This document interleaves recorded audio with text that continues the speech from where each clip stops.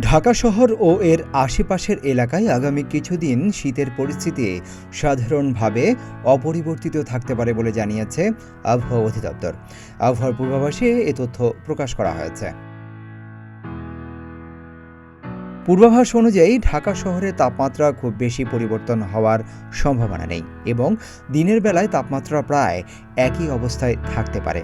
এই সময়ে আকাশের অবস্থা অস্থায়ীভাবে মেঘলা থাকতে পারে, তবে আবহাওয়া মূলত শুষ্ক থাকবে বলে মনে করা হচ্ছে।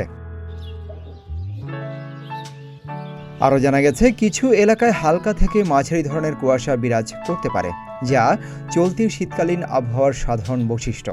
এর সাথে পশ্চিম বা উত্তর পশ্চিম দিক থেকে 5 থেকে 10 কিলোমিটার বেগে হালকা বাতাস বয়ে যেতে পারে, যা আবহাওয়ার অনুভূতিকে আরও শীতল করতে সহায়ক হবে।